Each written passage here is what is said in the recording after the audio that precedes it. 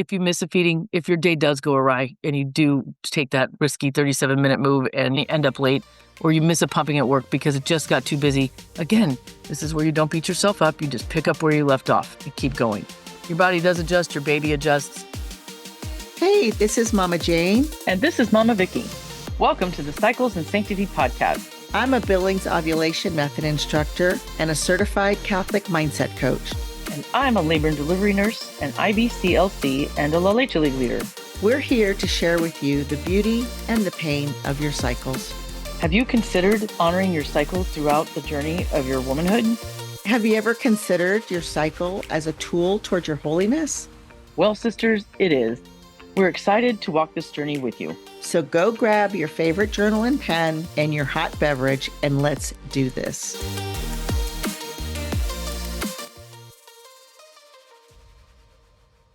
Good morning, Mama Jane. Good morning, Mama Vicky.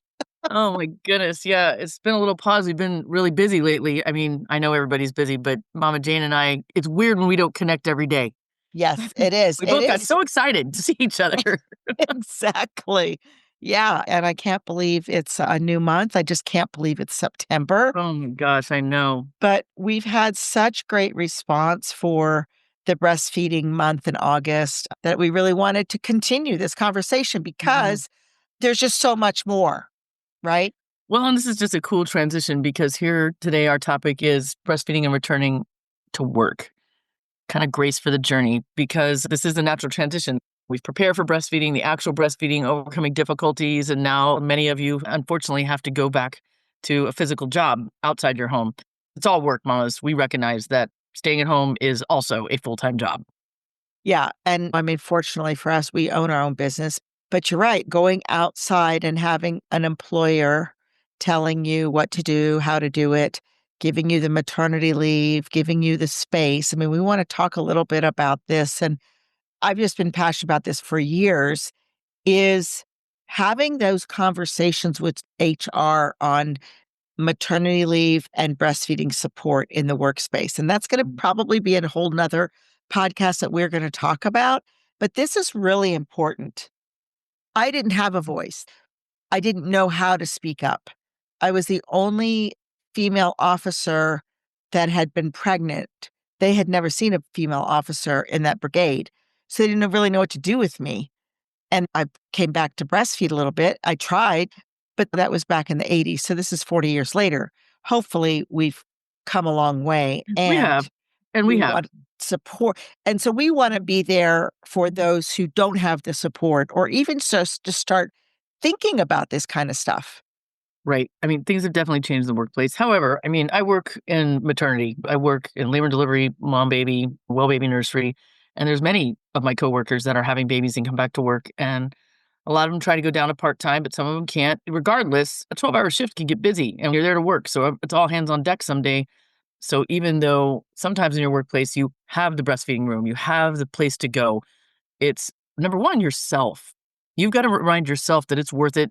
And whatever you're going to, quote, interrupt.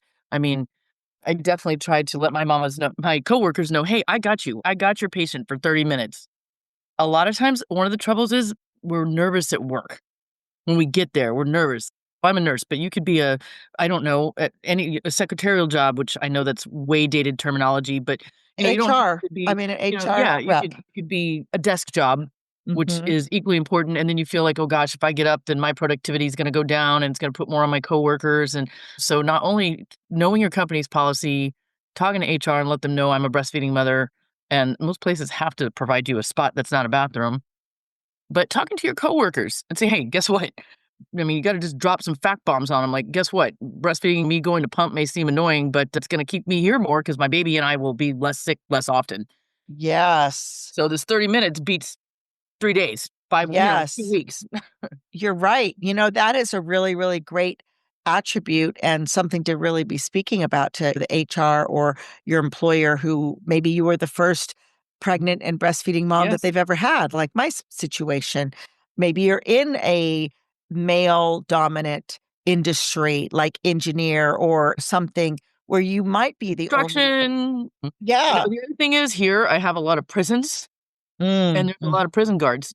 Mm, And so those mamas and prisons do have rules outside the box of most of our places of employment. right. That's just another place you definitely have to talk to your employer and be like, "Hey, I need to breastfeed and I need to find a way to take these breaks," because a lot of those prison guards don't get really great breaks or they're, like, Yeah. deep into the prison, so they literally get Yes. back out to a spot that's safe. Yes. And honestly, guys, pumping, it's not like you're getting butt naked, okay? Yeah. I mean, I'm not trying to be crude, but so even if you're in a profession that we are not familiar with, but you are, like, in a spot where I'll use a prison guard, like, they really only have their tiny little break room. It's usually 2 of you, so even if it's another guy, you can be like, "Yo, I gotta breastfeed, why don't you make rounds?" I mean, you can discreetly pop on your pump, and your male counterpart could turn around and, Yeah. hey, and then you'd be educating him for when his wife Mhm. has a baby. Mhm. Yeah, absolutely. That is really good food for thought for those who are either pregnant or breastfeeding. You just had a baby and you're planning on going to work and finding that right support. Like you said, asking the coworkers to support you. And, it's not like you're sloughing off. You are actually doing something. You are providing milk for your child so that your child will be able to be nourished the next day or for 3 days or whatever. I think most coworkers are understanding, and a lot of them maybe have never, especially, again, if you're in a male-dominated force, they don't know about breastfeeding. Maybe they do have a wife that did it, and they're just like, "I don't know, Susie breastfeeds. I bring her Yeah. water, that's all I know." Well, and it's so funny you say that because when my daughter started going back to work, she had a conference that she was asked to be on a panel and she accepted knowing that there were going to be some other events that were going to be much harder for her to participate in as a breastfeeding mom. And so she chose to do this one. It was close to my home. So we talked about it.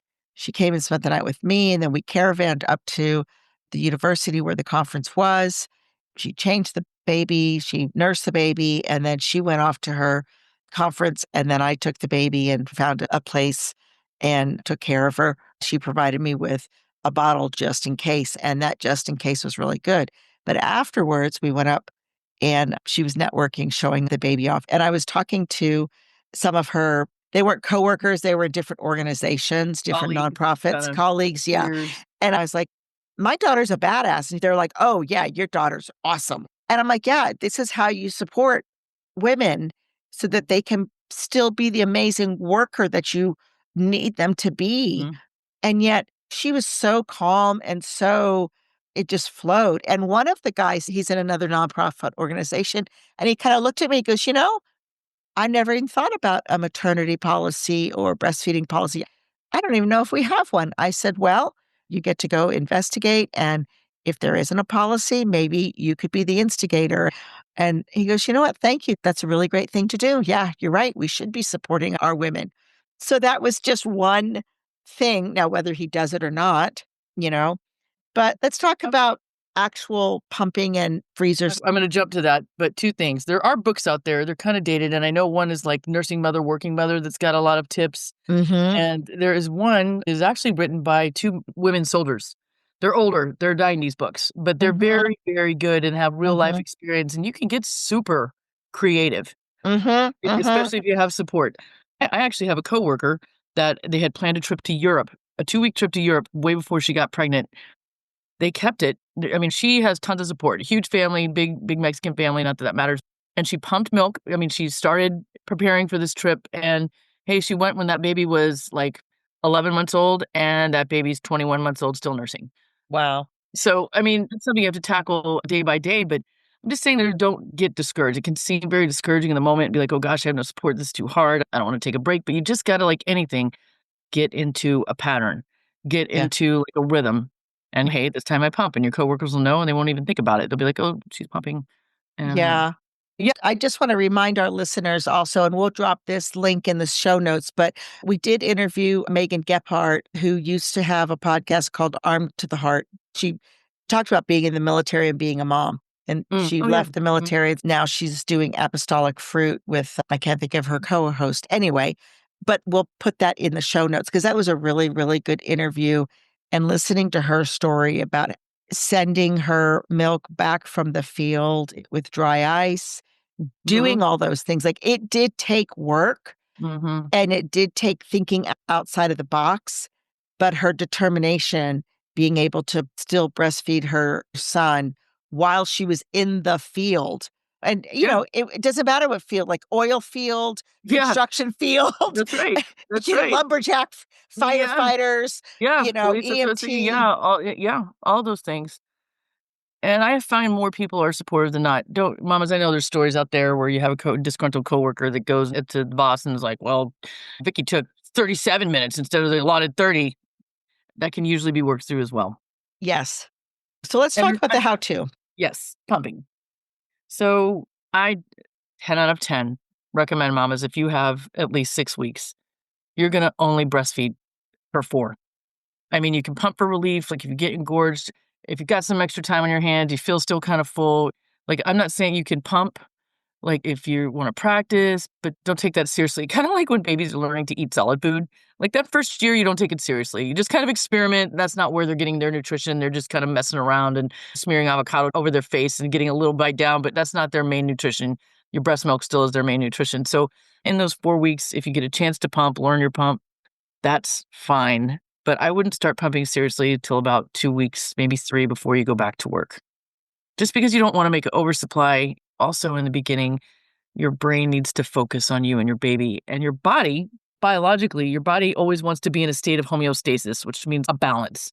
And so in the beginning of lactation, your body's not in balance because it's never done this before. So that's why those first 4 weeks, like you're full, you're not full, it's kind of all over the map. You could feel your breasts to be like, oh, this side I need a nurse on. And as your body regulates, a lot of moms think, oh my gosh, I don't have milk at 4 to 6 weeks because your body finally does regulate out. Your baby and your body have synced up and you're making the amount of milk you need for your baby. So unless you miss a feed, you might not get that engorged feeling. Mm-hmm. So a lot of moms think, oh gosh, I don't have milk. But like I said, start pumping about 2 or 3 weeks out. And a lot of times the best feed to start pumping at is after that morning feed. Whatever you want to define as the morning feed, 5 a.m., 9 a.m. But the mornings, for some reason, we usually have more milk. Mm-hmm. So you pump no more than 15 minutes after every feed in the daytime is my suggestion.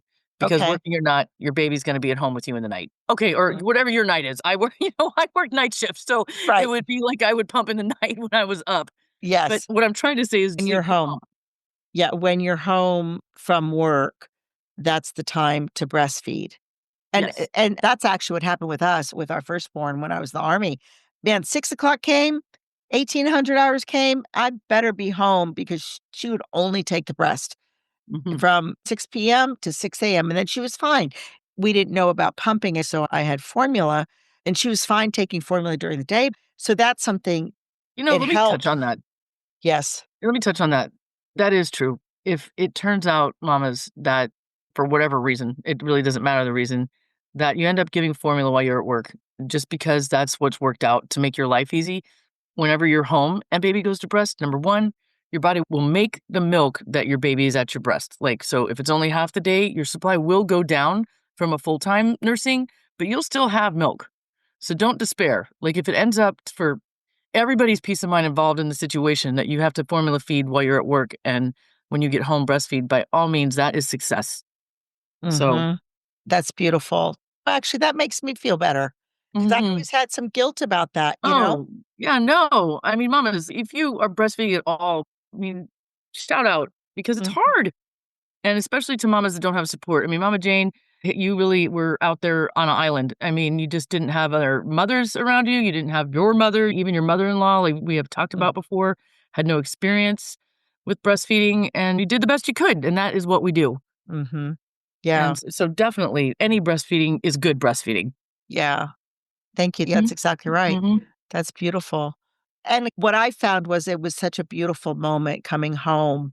Like, that was literally the first thing I did when I came home. I just remember, like, tearing off my uniform In and a it different way, like when they rip open their shirt, super mom. Yeah, kind of.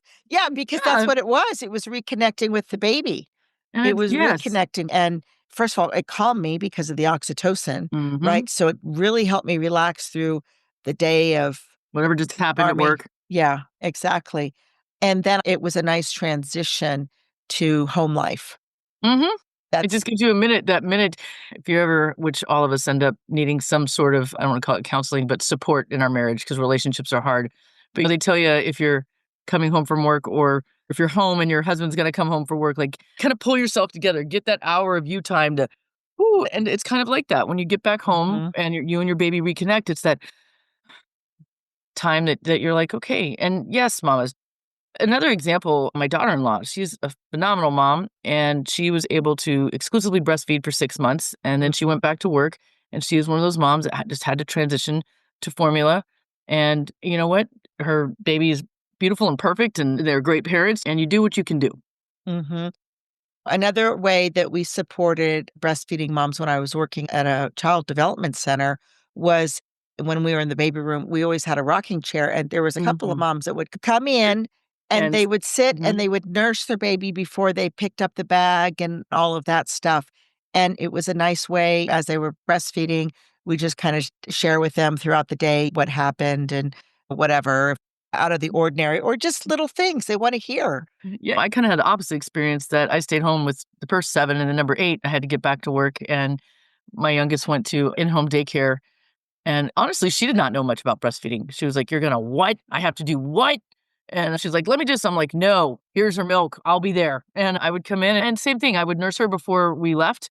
And I got to talk a lot to her. And actually, at the time, I was a breastfeeding peer counselor at WIC, and daycare providers can take classes at the health department to like keep their daycare status up. And we did, and she just really learned a lot, like in a communicative.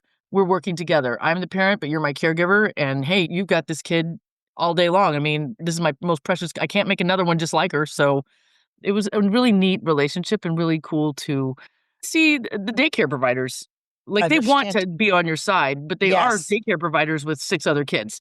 right. So, it was just kind of a neat relationship. Yeah, and that's another good question as we prepare to go to work is finding the caregivers that are going to provide you the support, that Oh, are for not going to sure. fight against you. You're Absolutely. like, oh no, they didn't take the bottle. We had to give them whatever. But really honoring and understanding how important breast milk is to the development of the child, the health of the child.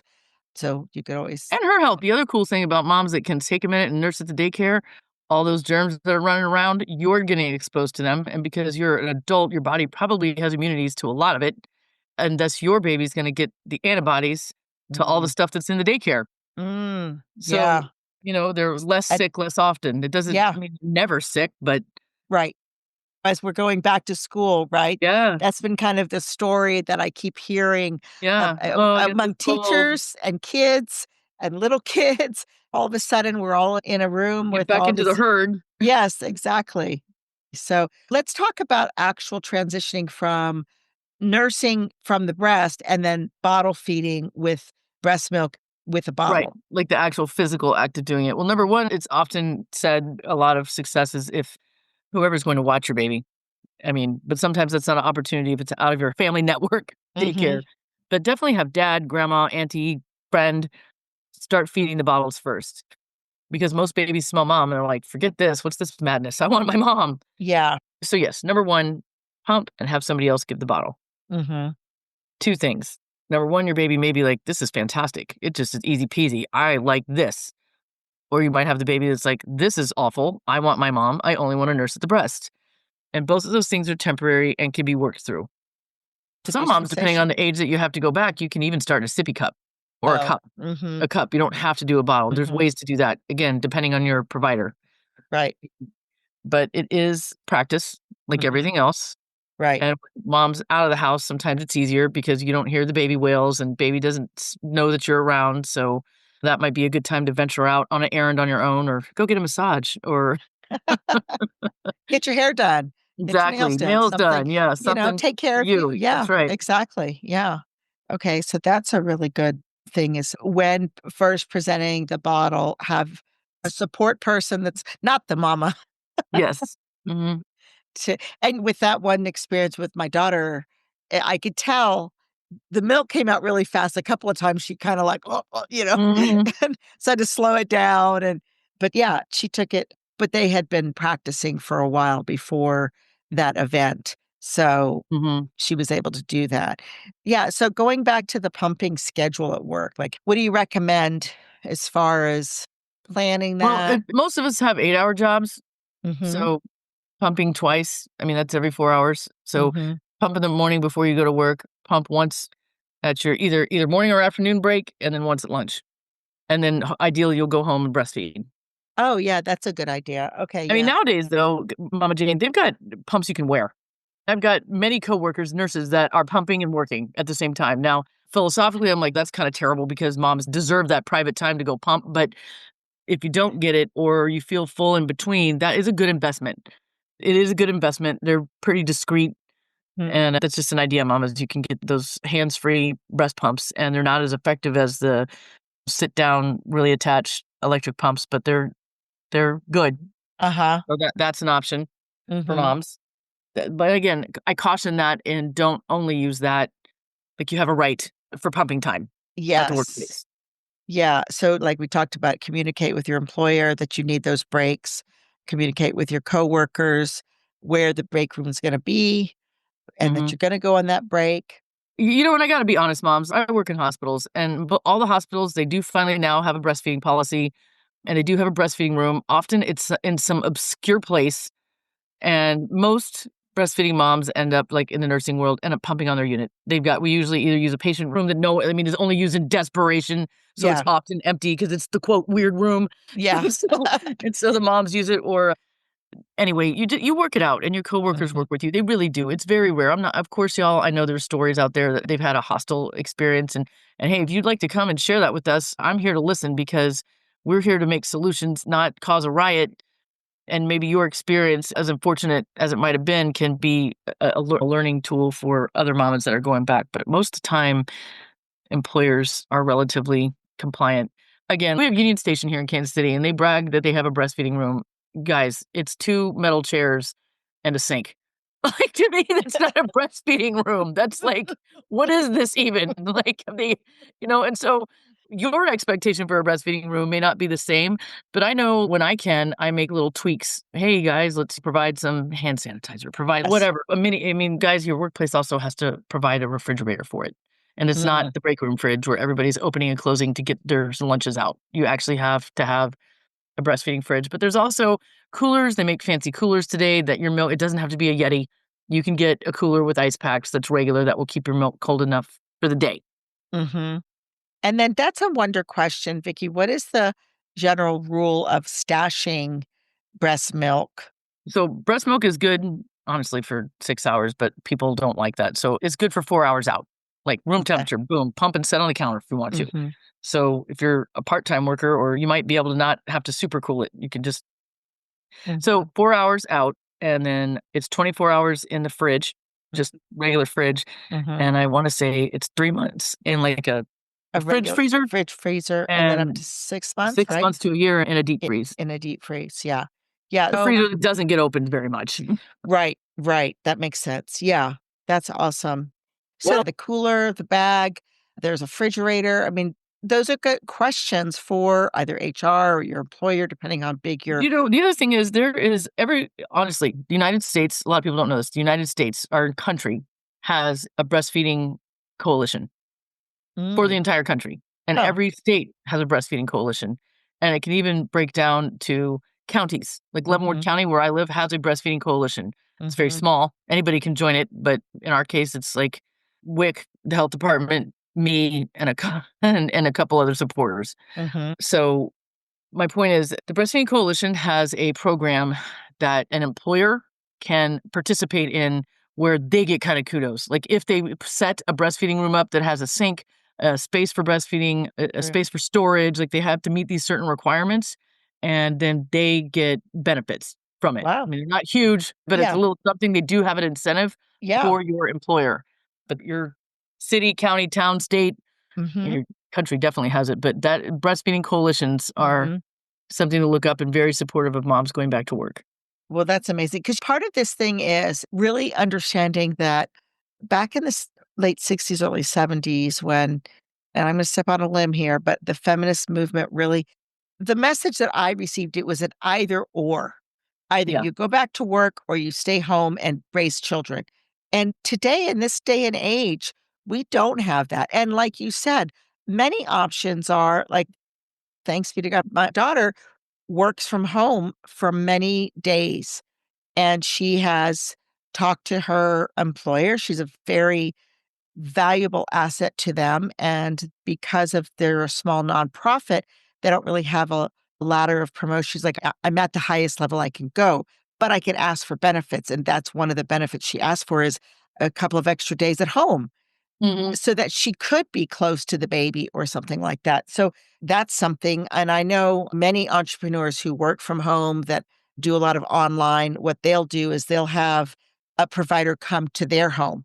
Mhm. And so there was a coach that I worked with, and she just had the baby, and it was just so beautiful. You could see the top of the baby's head while she was online on the You know, Zoom, and then like, handed it just to the they caregiver, yeah. yeah, and it was so beautiful. This is how we should be supporting our mamas. Yes, and my daughter Nancy's a nanny, and she Mhm, has nannied for a couple families that the mother was in the home, but she just had mhm. to be in her office working, Right. kinda thing. Like, Nancy would bring the baby to mom to nurse, or Mhm. mom would pop out for a nursing and then go back in, so, Yeah. yeah, Yeah. it's just creativity, thinking outside the box, and a lot of times when we're in it, as anything, we can't think outside the box. Like, you Mhm. kinda get stuck in your world, and you're like, "Oh my gosh," this is, my favorite word, catastrophize. You will start to think like, "Oh gosh, this can't be done, there's no way, it's impossible." So, mamas, this is where you reach out to me and Mama Jane and say, "Oh gosh, this is my situation," and hopefully we can have some, "Okay, well, have you thought about trying this?" And again, just like breastfeeding itself, just like parenting itself and life itself, guys, it's not a straight path. It's curves and detours and rest stops. So what works for 1 month might not work the next month. As it ebbs and flows, so do you. Yeah, and I love how you say that because a lot of times there are struggles. Like there may be a struggle in pumping. There may Or be a struggle in like a supply dip of some sort. You may feel more exhausted mm, on a particular day because of work, things like that. And speaking of work and going back to work, I want you to kind of talk about timing. We talked about that before. Like, how would someone go into instead of jumping back into work full speed ahead? oh, Because right, you're yeah, not going to definitely, do like, go that. back on a Wednesday, or Mhm, if you're a 5-day working person, yeah, go back to where you're only working 3 days or 2 days to start. mhm, Again, I'm a nurse, so I have the privilege, a lot of moms will, especially if they can go part-time, but either way, they spread their shifts out at first. So they don't go mhm. back 3 shifts in a row, boom, off, they do 1, and then they have a day off, and then they do 1. Again, you're gonna tweak what goes back, but yes, I don't advise staying home for 6 weeks and then diving off the deep end, Yeah, because that is a recipe for overwhelm and defeat mentality and exhaustion. And we got to remember that God sees your sacrifice, ladies. This is not a walk you're walking alone. I mean, you got to remember, and again, when we're mothers, it's easy to focus on our tasks and forget to call on the Lord. I mean, I'm guilty of it for sure. mhm. One of the things I personally have to fight is unholy self reliance. Like, Yeah, hey, God, I'll holler. I'm going to go do these tasks real quick and I'll be back. yeah. Or I gave it to you, but I'm gonna take it back and I'm Yes, gonna go that do that's it another good myself. one. Like, hey, God, take care of this, but I'm just going to do this part. Yes, exactly, exactly, and that is so true of uniting our suffering, uniting our struggle. Maybe it might not be quite a suffering, that we think of, but it can be a challenge of managing all of the parts. I mean, just watching my daughter manage all of the parts, but she was intuitive enough. Baby was almost ending that first 3 months out of the womb, so they kind of Mhm, had a new pattern, and she's like, "Okay, I gotta check her diaper, then I've gotta breastfeed her." Like, she just had this you could tell there was this rhythm of mhm, life with her, and while we talked about getting there early enough, so we had the time to park, mhm. to do, to da and that's really what it is a lot of time is it's the planning. Like, things just take longer now that you have a baby Yeah. and now that you are pumping and now that you're breastfeeding. So, you may wanna get to the daycare earlier to do that one last feed there, depending on how far the daycare is Mhm. to you or the provider, whoever's It's definitely all strategic. You do have to plan it out, and you do have to allot for more time in case of all the things that could happen. I mean, it's all of us, even if you're not breastfeeding and you cut it to like, well, it takes 37 minutes to get to my workplace. I'm going to leave exactly where it's 37 minutes. I mean, that's a Yeah. high risk move. Yeah. That's a high risk move. It's true. And let me just pop this out there too, guys. If you miss a feeding, if your day does go awry and you do take that risky 37-minute move and you end up late, or you miss a pumping at work because it just got too busy, again, this is where you don't beat yourself up. You just pick up where you left off and keep going. Mm. And And your because that body happens. adjusts. Your body does adjust, your baby adjusts. And one other thing I do want to touch on, it's interesting, you said something that triggered this. Mamas, this is a good time to keep your husband in prayer with you because it's very easy in these months for the divide between husband and wife to get bigger. You're very focused on you and your baby. You're very much in mom mode, but you're still a wife. And I'm not telling you to sacrifice self for your husband. This is where I'm saying open communication is very important. Because you Mhm. may come home and be really touched out, but your husband may be really in a place where he misses you. Yeah. So it's very important to have that open conversation. And if you get a frustrating point, because it's easy for a mom to be like, oh my gosh, I'm the only one that does all the things. I'm Yeah. alone and nobody else here is doing anything. And I'm so Right. frustrated. And all of you guys just, Yeah. Yeah. and if That's you, exactly right.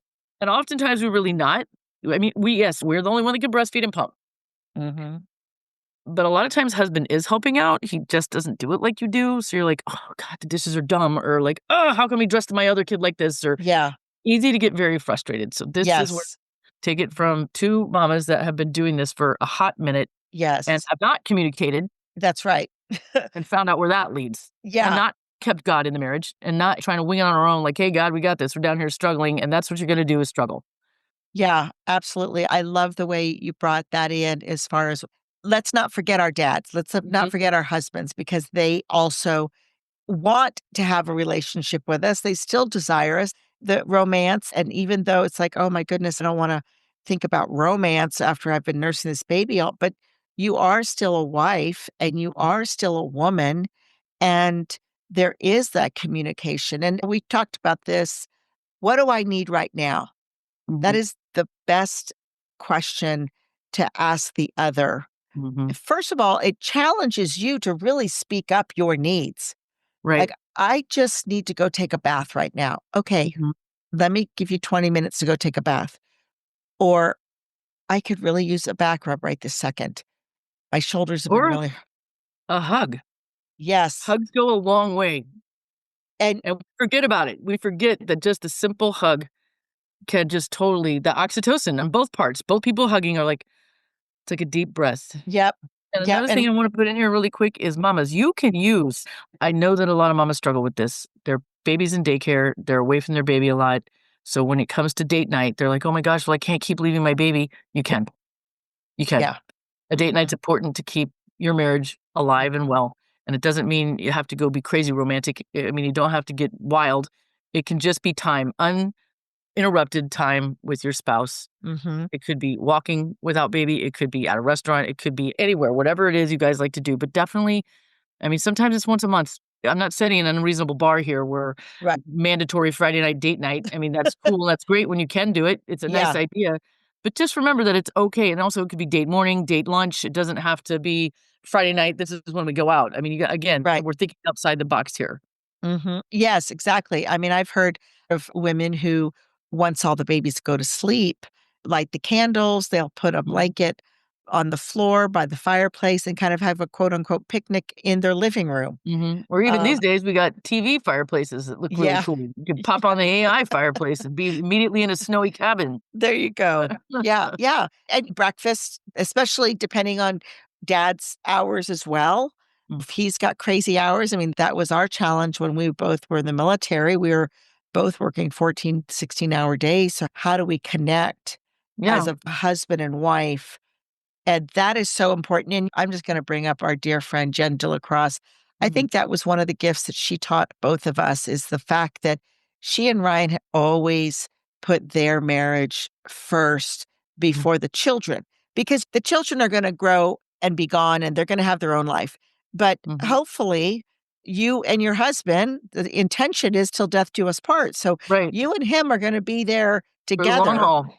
and when you don't focus on that relationship and in those childbearing years, then one day, and we have that with our wisdom circle, the older women that like, I don't even know this guy anymore Mhm. because we haven't grown together while we've been growing our children. So as you've been breastfeeding this baby, if it's a first time baby, this is a good time to start practicing building that continually having strengthening that relationship of husband and wife Mm. with baby. Yes. Brought Also, that up. postpartum is an easy time frame to get resentful. Yeah. You're very vulnerable to it, and going back to work doesn't help, Mhm. but most of us have to in Mhm. today's society. Yep. And so we're just reiterating because we're the wise old women. We have quote, I hate, a lot of people don't like it, but we have been there, done that. And Mhm. I just told my coworker last night about something, and I'm like, I wish this Vicky could have told 30-year-old Vicky how it was going to be and just quit freaking out. Yeah, yeah, absolutely. And this is where I'll admit I didn't really know how to bring God into my relationship back then. And so this is Mama Jane and I, with our cycles and sanctity, cycles and sanctity, because we do go through cycles and that's how we're going to get sanctified. And ultimately, we want to see you guys in heaven. I mean, that's our goal Yes. here. Yes, absolutely. And just to bring up a spiritual practice, I Yes. wanna talk about the evening exam or the Yeah. exam St. Ignatius talks about is really maybe a 5 or 10-minute evaluation, and really just kind of really the 4 things is like, what has God given me as a blessing? That can really lower that resentment, that Hmm. anger, that guilt. When we recognize, "Oh, baby did bottle feed well today. Thank you, Lord, that was a blessing," or whatever the blessings are, acknowledging that Or my God husband is brought there. home a pizza, Yes. or gosh, if I think about it, he did change the laundry out. Yeah, exactly. And then ask yourself, where did I not listen to God? Where did I turn away? And like you said, unholy self reliance, like where did I try to do it myself? Or where was the anger? Where was the resentment? Where was any other sins? Like where did I go off the path? Asking the Lord to forgive you. This is Mhm. repentance, conversion. And how can I do one thing better tomorrow? That has served me so much, and I have given this advice to my kids, when Mhm. they were I've got one that's in the jazz program, and he has to do a lot of auditions, and, "Okay, so what went well? What didn't go well? And what are you gonna do better?" And ask the Lord to continually guide you, like, "Lord, show me what is the virtue that you need me to practice?"